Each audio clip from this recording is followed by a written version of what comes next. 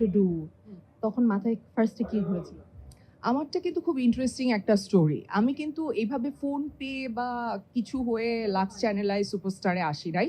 আমাদের সময় ছিল 2006 2006 এ দারুচিনি দ্বীপের নায়িকা খুঁজছি। সো বিলবোর্ড ছিল পুরো ঢাকা শহরে।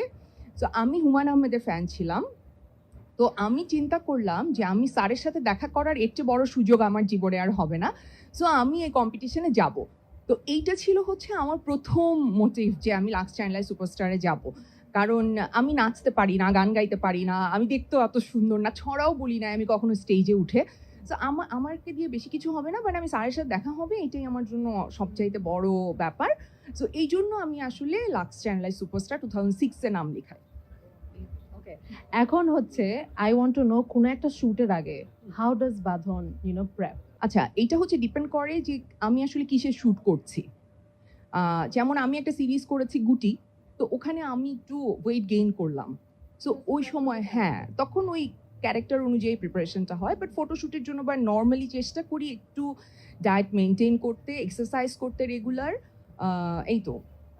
এখন all girls are inspired by you, including myself. So I want to know if you have any advice, something that you want people to know, young girls to know. Just any advice. নিজেকে ভালোবাসতে হবে, আত্মবিশ্বাসী হতে হবে, নিজেকে সম্মান করতে হবে। এই ৩টা যে করতে পারে সে আসলে যে কোনো কিছু করতে পারবে। বিকজ যে কনফিডেন্ট সে কিন্তু জানে যে সে যা করছে সে বুঝে করছে। আর লাক্সের 100 বছর জন্য any wish?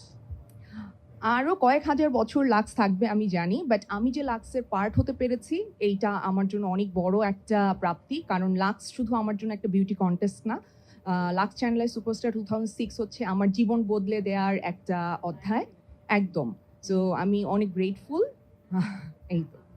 ওকে, লাস্ট, লাক্সের সাথে সুন্দরী, বিশ্ব সুন্দরী, সরি, এটাকে আমরা সবসময় শুনে থাকি। আপনার চোখে, তোমার চোখে সুন্দরী কে?